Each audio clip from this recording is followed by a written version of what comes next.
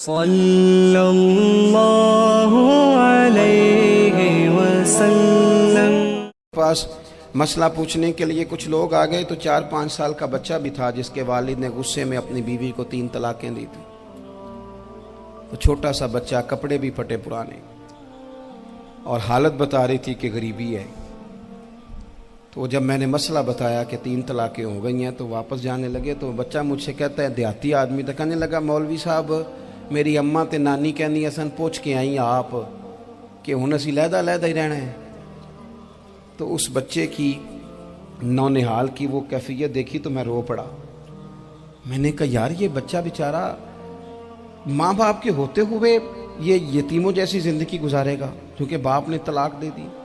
کس طرح مسائل نہیں بتائے لوگوں کو، تعلیم سے آگاہی نہیں کیا۔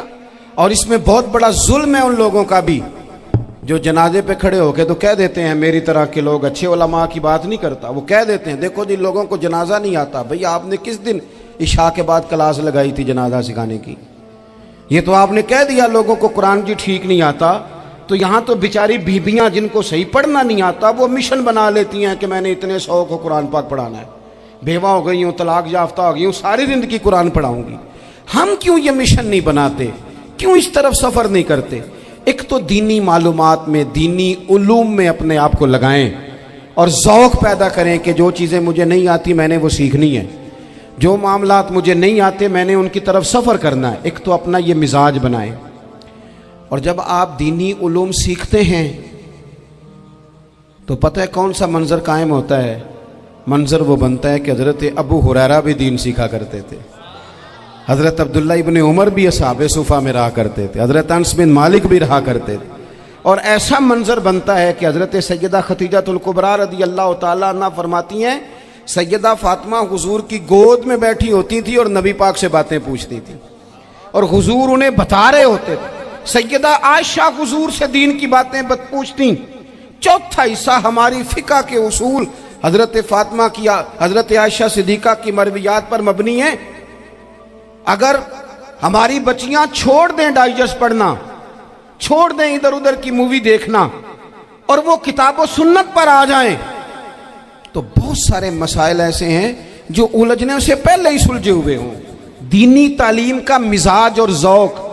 اور دوسری آیت کریمہ میں نے تلاوت کی، اللہ کریم نے قرآن مجید میں فرمایا، یا ایھا الذین آمنوا قوا انفسکم واہلیکم نارا، اے ایمان والو خود بھی دوزخ کی آگ سے بچو اور اپنے گھر والوں کو بھی بچاؤ۔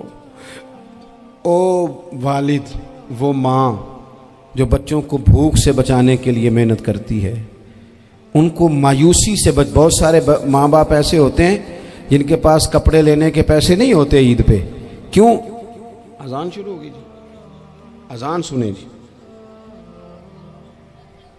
عزیز بھائی، جس طرح ہم اپنے بچوں کو دیکھیں، بہت سارے ماں باپ کے پاس گنجائش نہیں ہوتی، لیکن اس نیت سے کہ بچوں کے دل ٹوٹ جائیں گے، عید پہ کیسے گزارا کریں گے، مشکل سے بھی کپڑے خرید کے دیتے۔ اس طرح ہم اپنے بچوں کو بھوک سے، پیاس سے، مایوسی سے بچاتے ہیں۔ اس طرح ہمارے رب نے ہمارے ذمے لگایا ہے کہ تم اپنے بچوں کو کوشش کرو دوزخ کی آگ سے بچانے کی۔ حضرت عمر فاروق رضی اللہ تعالیٰ عنہ نے عرض کیا تھا، یا رسول اللہ صلی اللہ تعالیٰ علیہ وسلم، اس آیہ کریمہ کا معنی کیا ہے؟ تو محبوب کریم علیہ السلام نے فرمایا، عمر، جن چیزوں کا اللہ تمہیں حکم دیتا ہے تم اپنے گھر والوں کو ان چیزوں کا حکم دو، جن چیزوں سے رب رسول تمہیں منع کرتے ہیں اپنے گھر والوں کو ان سے روکو، اپنے گھر کے اندر نفاذ دین کرنے کی کوشش کرو۔ میرے بھائی، بہت زیادہ آزمائش ہے ہمارے گھروں میں، بے چینیاں ہیں، اضطراب ہے، بچوں میں سختی ہے، بہن بھائی ایک دوسرے کے ساتھ لڑتے ہیں، مزاجوں میں تلخی آ گئی۔ کیوں بھلا؟ اس لیے کہ ماں باپ کو جو بہترین کردار اور جو حسین طریقہ گھر میں اپنانا چاہیے تھا، بچے تقریر باہر سے سنتے ہیں لیکن وہ فالو اپنے ماں باپ کو کرتے ہیں۔ اگر ماں باپ میں حوصلہ ہو، صبر ہو، اطمینان ہو، خودداری ہو، تھوڑے پر گزارا کرنے کا مزاج ہو۔ دیکھیں نا، آج ڈپریشن ہے، ٹینشن ہے، پینکس اٹیکس ہیں، بڑی ساری چیزیں آ گئی ہیں۔ کیوں بھلا؟ صبر نہیں، تحمل نہیں، بردباری نہیں۔ آزمائے ایک دن ایک بچہ میرے پاس آ گیا مدرسے کا اور آ کے وہ رونے لگا. میرے گھر والے کہنے لگے کھانا چھوڑ دیں پہلے اس کی بات سن لے. میں نے کہا پتر کیا ہوا, کسی نے مارا ہے کسی استاد نے؟ کہنے لگے نہیں حضرت, گھر فون کیا تھا تو میری اماں اور ابا کی لڑائی ہو رہی ہے. بچہ کانپ رہا ہے, ٹانگیں کانپ رہی ہیں. میں نے کہا کیا ہو کیا گیا تمہیں پتر, لڑائی ہو رہی ہے تو گھروں میں ہو ہی جاتی ہے. کہنے لگے نہیں آپ کو پتہ نہیں وہ بڑا سخت لڑتے ہیں. میرے والد جب میری والدہ کو مارنے کے لیے آگے بڑھتے ہیں تو ہم سارے چارپائیوں کے نیچے چھپ جاتے ہیں, ہمیں خوف آتا ہے, وہ منظر خطرناک ہوتا ہے. یہ کون تکلیف دے رہا ہے اپنے بچوں کو؟ یہاں بیٹھے ہمارے ہاں میلوں دور رہتے تھے اس کے گھر والے, تو وہ تکلیف میں تھا, تو گھر میں کیا کیفیت ہوگی؟ اگر حوصلہ ہو, صبر ہو, قناعت ہو, اللہ کے دیے ہوئے تھوڑے رزق پر ہمیں راضی رہنا آتا ہو, ہمارے گھروں میں سکون آئے, اطمینان آئے. ہم جو زندگی بڑی خوشی خوشی گزار سکتے ہیں, ہمارے مزاجوں کا لالچ, ہماری طبیعتوں کی بے راہ روی, ہماری جھوٹی انا کا بت, ان ساری چیزوں کو ختم کر دیتا ہے. اپنی زندگی کے اندر اگر ہم وہ کردار اپنے بچوں کو دیں جس کردار میں موبائل بھی ہو, جس میں گاڑی بھی ہو, جس میں پیسے بھی لا کے ابا دراز میں رکھتا ہو, لیکن والد کا گھر میں مصلی بھی موجود ہو, اس کی کوئی تسبیح بھی ہو, وہ یہ بھی کہتا ہو کہ خدا نے اپنے فضل سے آج 5,000 دیا ہے تو اس میں 1,000 غریبوں کا بھی ہے, اس میں تھوڑا سا میں نے اللہ کی رضا کے لیے بھی رکھا ہے. اگر کوئی مشکل آ جائے تو وہ باپ اور ماں کو صبر کرتا ہوا دیکھتے ہوں. اگر ایک باپ کر بات کرے تو دوسرا برداشت کرتا ہو. خدا را اپنی اولادوں کو اس اذیت کا شکار نہ کرو. اپنے گھروں کے اندر وہ خودداری, وہ پیار, وہ وقار, وہ محبت, وہ انداز. آپ تھکے ہوئے ہیں کوئی شک نہیں, آپ بہت سارے مسائل کا باہر شکار ہوں گے کوئی شک نہیں, لیکن آپ باہر سے تھک کے آئے ہیں. اور اگر آپ باہر اپنی فیکٹری کے مالک ہیں اور دفتر کے بڑے ہیں تو گھر میں بھی تو آپ بڑے ہیں نا. آپ کی ماں بھی تو انتظار کر رہی ہے, اس نے بھی تو دکھڑا سنانا ہے نا آپ کو. آپ یہ دیکھیے کہ آپ کے بچے بھی تو انتظار کر رہے ہیں, وہ چاہتے ہیں کہ ابا آ کے بیٹھیں تو ہم ان کے سینے پہ چڑھ کے تھوڑا کھیلیں. آپ کی اہلیہ منتظر ہیں. کچھ باتیں بیوی کسی اور سے نہیں کہہ سکتی, صرف اپنے شوہر سے کہتی ہے. لیکن وہ تو آتے ہی جلال میں آ گئے صاحب. وہ کہنے لگے تو بڑی نالائق ہے, میں تھکا ماندہ آیا ہوں اور تو نے مجھے کہانی سنا دی ہے. وہ اس خاتون سے شدت کے ساتھ پیش آنے لگے. میرے رسول پاک کی حیات نور کو دیکھو, حضرت ام ایمن حضور کی رضائی والدہ ہیں, ان کی بھی خدمت ہو رہی ہے. حضرت حلیمہ سعدی آ رہی ہیں تو خدمت ہو رہی ہے. حضرت عباس حضور کے چچا ہیں تو کریم فرماتے ہیں میرے چچا ہیں باپ کی جگہ پہ. حضور دوست احباب صحابہ غلاموں سب کے ساتھ پیار کر رہے ہیں. 9 ازواج مطہرات ہیں گھر کے اندر, اور کیفیت یہ ہے کہ حضور صرف ان کی ضرورتوں کا ہی خیال نہیں کرتے, خواہشات کا ہی خیال نہیں کرتے, بلکہ میرے کریم کا طریقہ یہ ہے کہ کوئی بندہ آج بول کیا رہا ہے, وہ کہاں کھڑا ہے آج, اس کے جملے کس طرح کے ہیں, اس کا لہجہ کس طرح کا ہو گیا ہے اور اسے ٹھیک کیسے کرنا ہے. محبوب اس کا خیال فرماتے, توجہ کرتے. میں کہتا ہوں کہ ہم سب کو شوق آیا ہے آرام کرنے کا.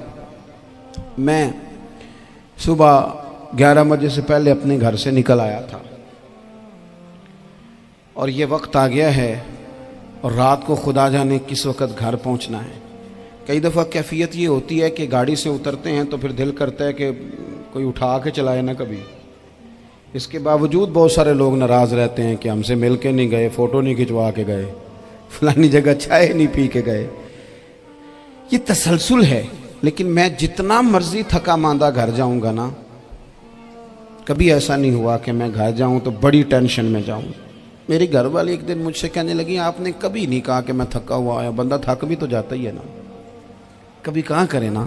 میں نے اسے کہا پتہ کیوں نہیں کہتا, اس لیے نہیں کہتا کہ میں نہیں چاہتا کہ میرے بچے یہ کہیں کہ ہم نے دین نہیں پڑھنا, ہمارا باپ تو بڑی مشکل میں ہے.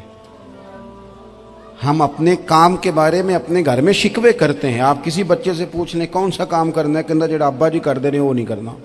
کیوں کہ ابا جی ہر روز تو کہتے ہیں میں بڑا الجھ گیا ہوں, یہ کام بڑا مشکل ہے. میں چاہتا ہوں کہ میں اپنے بچوں کو یہ بتاؤں کہ پتر میں تو جدھر جاتا ہوں پھول ہی پھول ہیں. میں تو جدھر سے گزرتا ہوں محبت ہی محبت ہے، میں تو جدھر سے دیکھتا ہوں دعائیں ہی ملتی ہیں، تاکہ ان کا شوق پیدا ہو۔ میرے عزیز، آپ تھوڑا سا دل بڑا کریں۔ اگر آپ ایک کی وجہ سے پورا گھر سکون میں آ جاتا ہے تو آپ دل بڑا کیوں نہیں کرتے؟ جگہ ڈھونڈتے ہیں بس مجھے کوئی تنگ نہ کرے، کوئی میری باپ ماں بدولت کو کوئی پریشان نہ کرے۔ بخاری شریف سنیے، حضرت عائشہ صدیقہ رضی اللہ تعالیٰ عنہ بیٹھی ہیں، حضور فرمانے لگے عائشہ آج ایک بات نہ بتاؤں تمہیں؟ یا رسول اللہ بتائیے۔ حضور فرمانے لگے جب تم مجھ سے ناراض ہوتی ہو تب بھی مجھے پتہ چل جاتا ہے، اور جب راضی ہوتی ہو پھر بھی پتہ چل جاتا ہے۔ تو حضرت سید عائشہ صدیقہ بات سن کے بڑی خوش ہوئیں، یا رسول اللہ وہ کیسے؟ حضور فرمانے لگے کبھی کبھی تم قسم اٹھاتی ہو۔ یا رسول اللہ ہاں۔ فرمایا جب ہوتی ہو نا راضی، خوش، تو پھر کہتی ہو مجھے رب محمد کی قسم صلی اللہ علیہ وسلم، پھر تم میرے نام کے ساتھ رب کریم کا نام ملا کے قسم اٹھاتی ہو، رب محمد کی قسم۔ یا رسول اللہ بالکل ایسے ہی ہے۔ اور فرمایا جب تمہارے دل میں کوئی بات ہوتی ہے نا تو پھر تم کہتی ہو مجھے رب ابراہیم علیہ السلام کی قسم، پھر تم رب محمد نہیں کہتی۔ یہ بخاری مسلم میں موجود ہے۔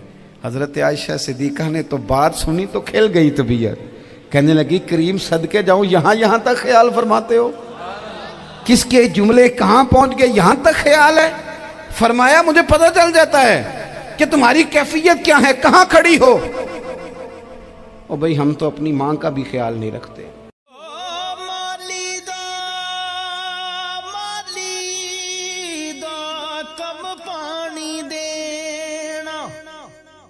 پر مشکاں پاوے ہو مالک دا کم پھل پھل لاوے یا نہ لاوے۔